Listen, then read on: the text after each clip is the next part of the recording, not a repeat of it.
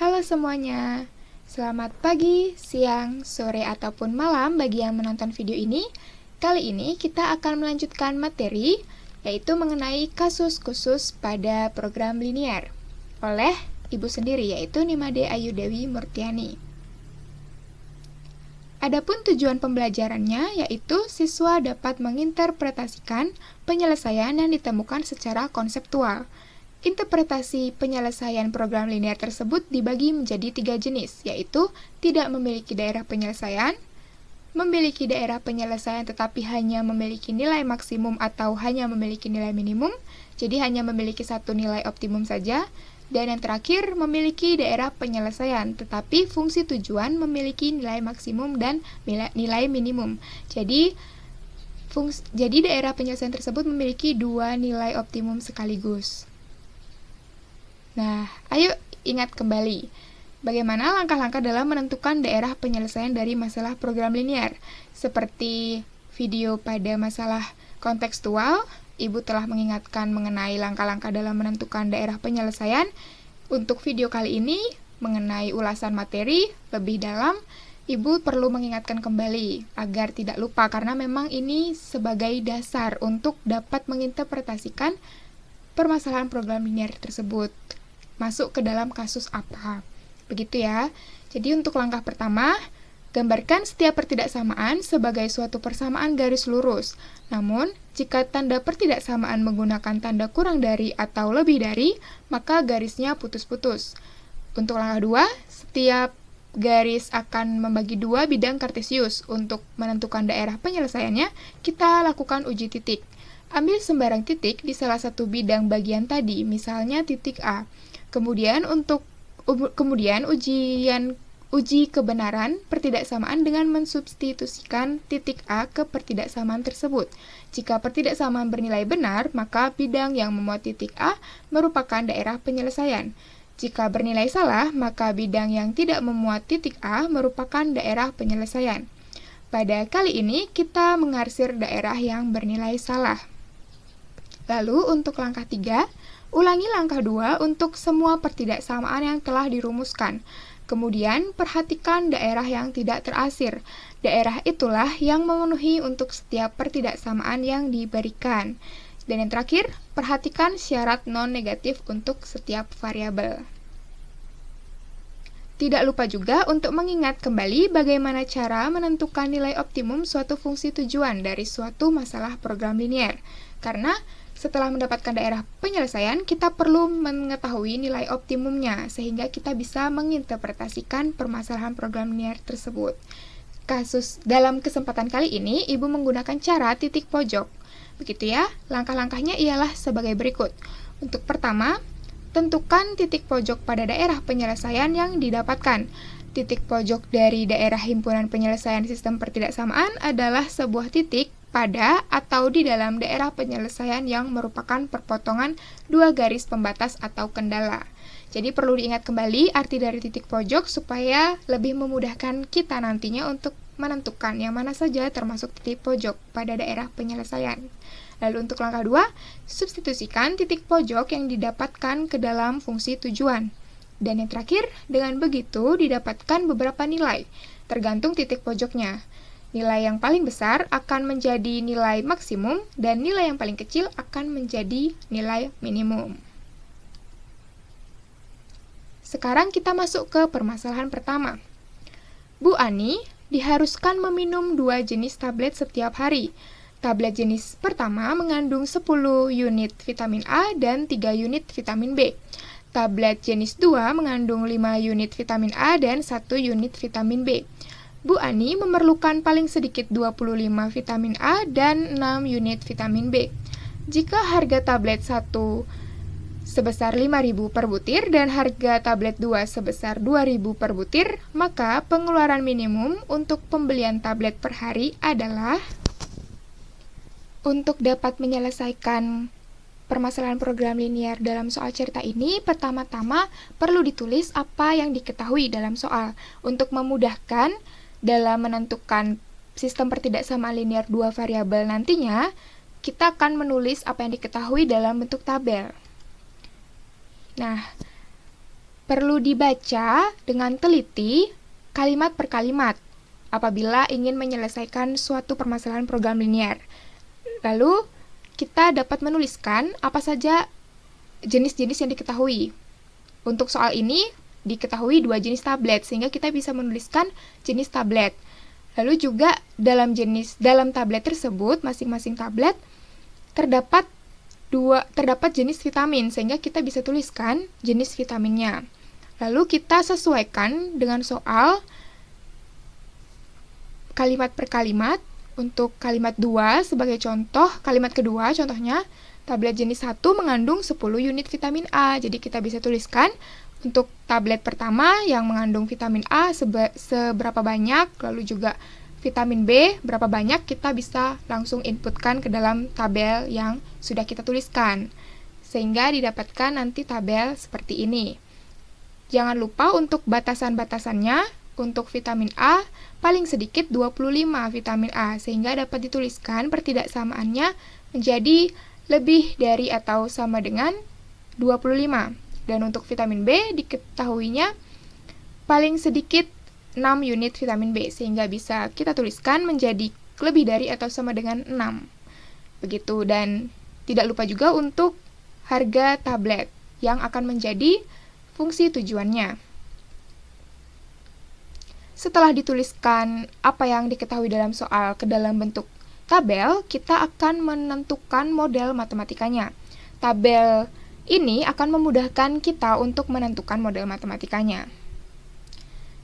Sebelum menentukan sistem pertidaksamaan linear 2 variabelnya, kita perlu memisalkan apa yang menjadi X dan apa yang menjadi Y. Untuk mudahnya, kita dapat menyesuaikan dengan fungsi tujuannya. Nah, fungsi tujuannya ialah mengenai tablet 1 dan tablet 2. Bisa kita lihat kembali dalam permasalahannya. Fungsi tujuannya yaitu penjualan harga tablet 1 seharga 5.000 dan harga tablet 2 seharga 2.000. Sehingga dari fungsi tujuan itu kita memerlukan berapa banyak tablet 1 dan tablet 2 untuk dibeli per hari sehingga mengeluarkan harga yang minimum atau biaya minimum. Oleh karena itu, kita memisalkan nilai X-nya sebagai banyaknya tablet 1 yang harus diminum dan Y sebagai banyaknya tablet 2 yang harus diminum. Agar nanti kita setelah mendapatkan nilai X dan Y-nya, kita tahu berapa banyak tablet 1 yang harus diminum dan berapa banyak tablet 2 yang harus diminum. Jadi sesuai dengan soal ceritanya. Jadi memang harus perlu penalaran lebih dan saling mengkaitkan informasi satu sama lain. Tidak apa-apa, kita sama-sama belajar di sini, dan soal cerita ini akan sangat bervariasi, akan ada sangat banyak, sehingga kalian bisa melatih diri kalian dengan berlatih soal lebih banyak lagi. Setelah kita memisalkan, kita peroleh sistem pertidaksamaan linear 2 variabelnya sebagai berikut.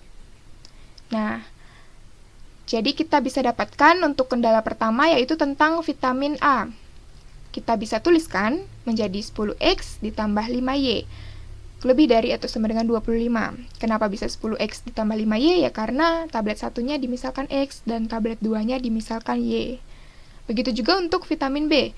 Kita dapatkan kendalanya 3X plus Y lebih dari atau sama dengan 6. Dan tidak lupa kita menambahkan kendala non-negatif untuk X dan Y karena banyaknya tablet tidak bisa negatif ya, harus positif, bahkan minimal 0.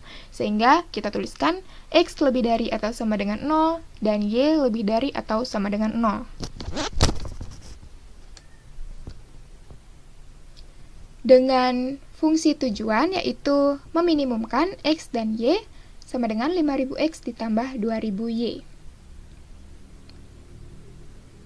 Setelah mendapatkan sistem pertidaksamaan linear 2 variabelnya, kita dapat menggambar daerah penyelesaiannya. Perlu diingat kembali bagaimana langkah-langkah dalam menggambar daerah penyelesaian seperti yang telah Ibu singgung tadi di slide sebelumnya. Jadi, kita membuat pertidaksamaan menjadi persamaan seperti berikut. Untuk 10X ditambah 5Y sama dengan 25. Kita dapat menentukan titik potongnya, titik potong terhadap sumbu X dan titik potong terhadap sumbu Y. Karena kita untuk menggambarkan garis pada bidang kartesius, kita memerlukan minimal 2 titik. Sehingga didapatkan 0,5 dan 2,5,0 atau 2,5,0. Lalu untuk kendala yang kedua, vitamin B, kita dapatkan titik potongnya 0,6 dan 2,0. Sehingga kita dapat memplotkan keempat titik yang kita telah dapatkan tersebut ke dalam bidang kartesius, sehingga didapatkan gambar seperti berikut.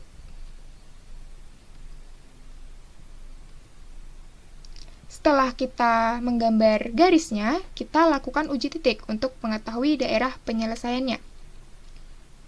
Untuk kendala 10x ditambah 5y lebih besar atau sama dengan 25, kita memilih titik 0,0.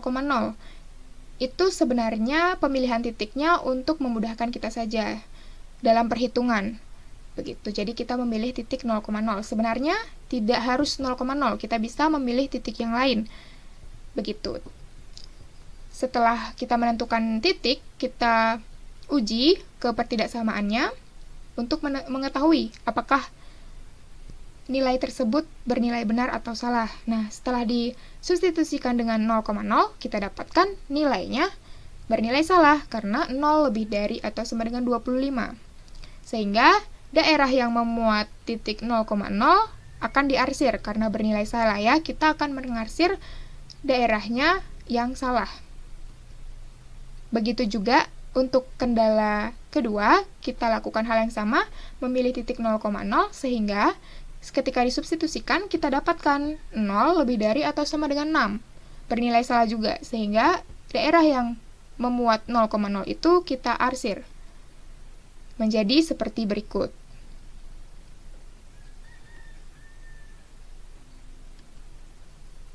Tidak lupa kita untuk memperhatikan syarat non-negatifnya. Jadi setelah kita menentukan arsiran dari kendalanya, kita perhatikan juga untuk kendala non-negatifnya. Karena ingat lagi, tablet tidak bisa negatif ya. Dengan begitu, wilayah X yang negatif dan wilayah Y yang negatif akan diarsir karena bernilai salah.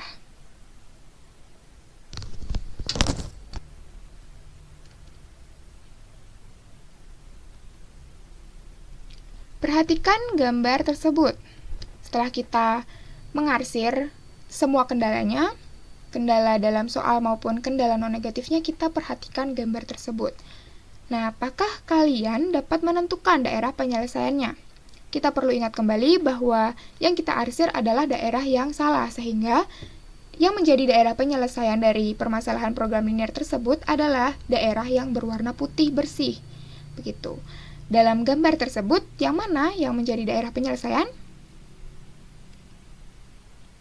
Ya, jadi yang berwarna putih tersebut adalah daerah penyelesaiannya. Dengan begitu, permasalahan program linear ini memiliki daerah penyelesaian. Seperti keterangan berikut ini. Setelah mengetahui daerah penyelesaiannya, langkah selanjutnya ialah menentukan titik pojok dari daerah penyelesaian tersebut. Karena kita memiliki daerah penyelesaian, maka kita bisa melanjutkan untuk menghitung nilai optimumnya sesuai yang diminta dalam soal. Karena dalam soal diminta biaya minimum, sehingga kita akan mencari titik nilai optimum atau nilai minimal. Begitu. Dengan menggunakan titik pojok ya. Jadi, perlu kita ingat kembali arti titik pojok sehingga kita dapatkan titik pojoknya yaitu ada 3, yaitu 0,6, 2,5,0, dan 1,3. Perlu kalian ingat kembali dalam materi yang telah kalian pelajari sebelumnya di kelas 10, kalian telah mempelajari bagaimana menentukan titik potong, yaitu dengan cara eliminasi dan substitusi. Sehingga 1,3 tersebut didapatkan dengan mengeliminasi atau mensubstitusikan dua kendala dari kendala pertama dan kendala kedua yang telah kita tuliskan di slide sebelumnya. Mungkin kalian bisa menghitung secara mandiri karena telah kalian pelajari. Setelah didapatkan titik pojoknya kita dapat substitusikan ke fungsi tujuannya. Sehingga didapatkan beberapa nilai optimumnya. Beberapa nilai fungsi tujuannya.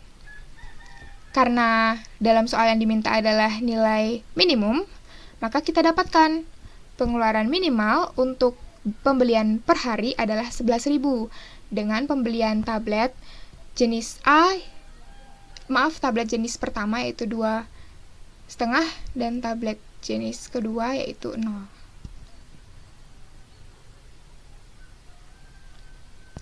Lalu perhatikan kembali grafik tersebut. Apakah daerah penyelesaian memiliki nilai optimum? Nilai maksimum? Kalian bisa pikirkan terlebih dahulu. Ya, jadi sambil diperhatikan bahwa grafik tersebut tidak memiliki nilai maksimum atau daerah penyelesaian tidak memiliki nilai maksimum. Mengapa? Karena daerah penyelesaian tersebut terbuka ke arah tak hingga positif. Jadi tidak terbatas daerahnya. Dia terbuka luas ke arah tak hingga positif sehingga kita tidak dapat menentukan nilai maksimumnya secara pasti. Oleh karena itu, permasalahan program linear tersebut hanya memiliki nilai minimum saja. Untuk permasalahan kedua, yaitu pesawat penumpang mempunyai tempat duduk 48 kursi.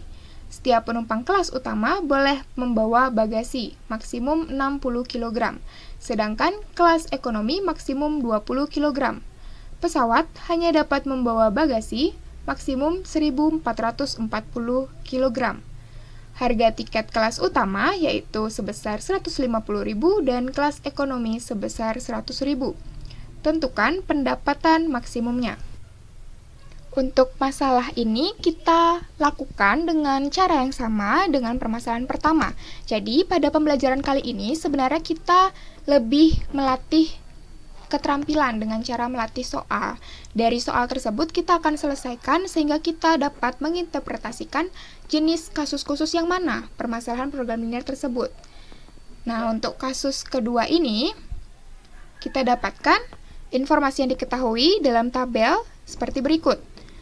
Kalian perlu membaca dengan seksama kalimat per kalimat dan kalian bisa tuliskan apa saja yang diketahui. Nah, karena diketahuinya ada tempat duduk sebanyak 48, jadi tempat duduknya maksimal 48. Dan untuk penumpang kelas utama ya kursinya pasti terdiri dari satu buah kursi begitu kan. Sehingga kita bisa menuliskan untuk penumpang kelas pertama tempat duduknya terdapat 1. Begitu. Untuk penumpang kelas ekonomi juga begitu. Nah, sehingga gabungan dari penumpang kelas utama dan kelas ekonomi itu maksimalnya hanya sampai 48 kursi. Begitu juga untuk bagasi. Nah, penumpang kelas utama bagasinya 60 kg dan penumpang kelas ekonomi bagasinya 20 kg. Nah, ternyata pesawat hanya dapat membawa bagasi maksimum 1.440 kg, sehingga bisa kita tuliskan pertidaksamaannya menjadi kurang dari atau sama dengan 1.440. Tidak lupa untuk menulis fungsi tujuannya, yaitu 150.000 untuk penumpang kelas utama dan 100.000 untuk penumpang kelas ekonomi. Nah, setelah kita mengetahui informasi dalam soal, dan kita tuliskan dalam bentuk tabel, maka kita bisa menentukan model matematikanya dengan lebih mudah. Misalkan, X adalah banyaknya penumpang kelas utama, dan misalkan Y adalah banyaknya penumpang kelas ekonomi. Alasannya sama dengan permasalahan yang telah diberikan sebelum-sebelumnya dalam video masalah kontekstual ataupun permasalahan pertama tadi, bahwa kita bisa sesuaikan dengan fungsi tujuannya. Tujuannya ingin apa? Dan kita ingin mengetahui apa gitu. Karena kita ingin mengetahui berapa banyak penumpang kelas utama dan berapa banyak penumpang kelas ekonomi agar keuntungannya maksimum, ya maka kita bisa memisalkan X dengan banyaknya penumpang kelas utama dan misalkan Y dengan banyaknya penumpang kelas ekonomi. Sehingga diperoleh sistem pertidaksamaan linear dua variabel sebagai berikut. Ya, terdapat kendala tempat duduk, kendala bagasi, maupun kendala non-negatifnya. Sebenarnya alasannya memang mirip-mirip dengan permasalahan yang telah kita bahas. Hanya saja ini perlu ketelitian karena memang angka-angkanya berbeda di setiap soal dan permasalahannya juga berbeda. Namun memang konsepnya selama ini mirip. Kita bisa menyederhanakan kendala bagasi dengan sama-sama membagi 20 menjadi 3x ditambah y kurang dari atau sama dengan 72. Dengan fungsi tujuan yaitu memaksimumkan x dan y, yaitu 150.000 x ditambah 100.000 y. Setelah mendapatkan kendalanya dari sistem pertidaksamaan linear dua variabel, maka kita dapat menggambarkan daerah penyelesaiannya. Dengan langkah yang sama, yaitu kita membuat pertidaksamaan menjadi persamaan, lalu kita tentukan titik potongnya, maka kita dapat memplotkan titik-titik potong tersebut ke dalam bidang kartesius, sehingga didapatkan grafik seperti berikut. Lalu setelah kita menggambarkan garisnya, kita lakukan uji titik. Seperti penjelasan sebelumnya, dipilih titik 0,0, tujuannya untuk memudahkan saja. Nah, setelah dipilih titik 0,0 dan disubstitusikan, ternyata didapatkan 0 kurang dari atau sama dengan 48. Hal tersebut bernilai benar, sehingga daerah yang memuat titik 0,0 itu tidak diarsir karena bernilai benar, sehingga daerah yang tidak memuat titik 0,0 itu yang diarsir. Begitu juga untuk kendala kedua, yaitu 3x plus y kurang dari atau sama dengan 72, kita memilih titik 0,0 dan mengujinya ke pertidaksamaan itu. Didapatkan 0 kurang dari atau sama dengan 72. Nah, hal tersebut juga bernilai benar, sehingga daerah yang tidak memuat titik 0,0 tersebutlah yang diarsir. Nah, akan menjadi seperti berikut arsirannya. Dapat dilihat.